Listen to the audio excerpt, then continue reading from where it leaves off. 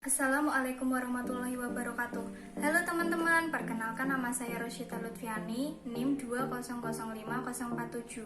Saya dari Prodi D3 Keperawatan di Universitas Widyahusada Semarang. Di sini saya akan mempresentasikan tentang sejarah bahasa Indonesia dan kedudukan bahasa Indonesia. Bahasa Indonesia itu pada umumnya berasal dari bahasa Melayu. Pada zaman sebelumnya, lebih tepatnya pada zaman Kerajaan Sriwijaya, bahasa Melayu itu banyak digunakan sebagai bahasa penghubung antar suku pada pelosok Nusantara.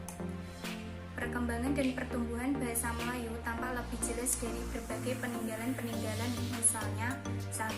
Tulisan yang terdapat pada batu nisan di Minye Tujuh, Aceh pada tahun 1380. Kedua, prasasti kedudukan bukit di Palembang pada tahun 683. Ketiga, prasasti Talang Tua di Palembang pada tahun 684. Keempat, prasasti Kota Kapur di Bangka Barat pada tahun 686.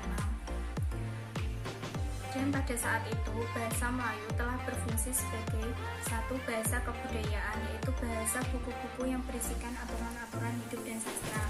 Kedua, bahasa perhubungan atau lingua franca antar suku di Indonesia. Contohnya, saya memiliki teman di berbagai daerah-daerah, dan untuk berkomunikasi dengan mereka, saya menggunakan bahasa Indonesia sebagai bahasa penghubung antar suku di Indonesia. Ketiga, bahasa perdagangan baik bagi suku yang ada di Indonesia maupun pedagang yang berada dari luar Indonesia. Bahasa Indonesia lahir pada tanggal 28 Oktober 1928. Pada saat itu, para pemuda dari berbagai pelosok Nusantara berkumpul dalam rapat. Para pemuda berikrar, 1. Kami putra dan putri Indonesia mengaku bertumpah darah yang satu tanah air Indonesia. 2. Kami putra dan putri Indonesia mengaku berbangsa yang satu bangsa Indonesia. Ketiga, kami putra dan putri Indonesia mengaku menjunjung tinggi bahasa persatuan bahasa Indonesia. Ikrar para pemuda ini dikenal dengan nama Sumpah Pemuda. Unsur yang ketiga dari Sumpah Pemuda merupakan pernyataan tekad bahwa bahasa Indonesia merupakan bahasa persatuan bangsa Indonesia. Pada tahun 1928, bahasa Indonesia dikukuhkan kedudukannya sebagai bahasa nasional. Bahasa Indonesia dinyatakan kedudukannya sebagai bahasa negara pada tanggal 18 Agustus 1945. Karena pada saat itu Undang-Undang Dasar 1945 disahkan sebagai Undang-Undang Dasar Negara Republik Indonesia. Di dalam UUD 1945 disebutkan bahwa bahasa negara adalah bahasa Indonesia. Bahasa Indonesia adalah bahasa resmi Republik Indonesia dan bahasa persatuan bangsa Indonesia. Bahasa Indonesia diresmikan penggunaannya setelah proklamasi kemerdekaan Indonesia, tepatnya sehari sesudahnya, bersamaan dengan mulai berlakunya konstitusi di Timur Leste. Bahasa Indonesia berposisi sebagai bahasa kerja dari sudut pandang linguistik. Bahasa Indonesia adalah salah satu dari banyak ragam bahasa Melayu. Dasar yang dipakai adalah bahasa Melayu Riau dari abad ke-19. Ada 4 faktor yang menyebabkan bahasa Melayu diangkat menjadi bahasa Indonesia, yaitu bahasa Melayu adalah merupakan lingua franca di Indonesia atau bahasa penghubung perhubungan dan bahasa perdagangan. Sistem bahasa Melayu sederhana mudah dipelajari karena dalam bahasa Melayu tidak dikenal tingkatan bahasa atau bahasa kasar dan bahasa halus.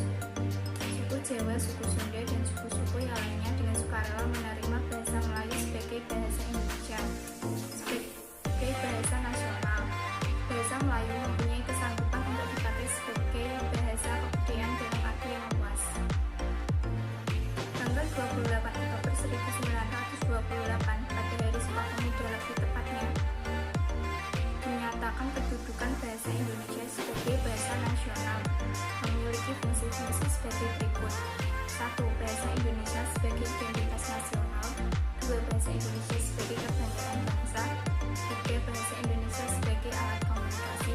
4. Bahasa Indonesia sebagai pemersatu bangsa yang berbeda suku, agama, ras, adat istiadat, dan budaya. Adapun penjelasannya, bahasa Indonesia sebagai bahasa resmi kenegaraan. Bahasa Indonesia sebagai alat pengantar dalam dunia pendidikan.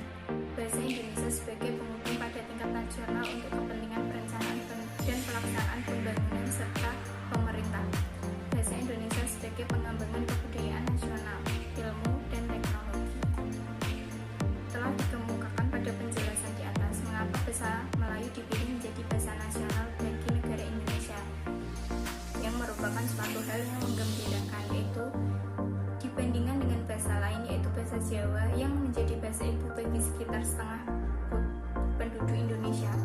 Bahasa Melayu merupakan bahasa yang kurang berarti di Indonesia. Bahasa itu diperkirakan dipakai hanya oleh penduduk Kepulauan Riau, Belitung, dan penduduk pantai-pantai di seberang Sumatera. Namun justru karena pertimbangan itu juga pemilihan bahasa Jawa akan selalu dirasakan sebagai keistimewaan yang berlebihan.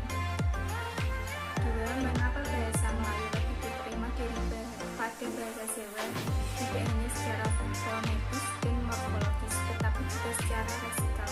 Seperti diketahui, bahasa Jawa mempunyai beribu-ribu morfem leksikal dan bahkan beberapa yang bersifat gramatikal.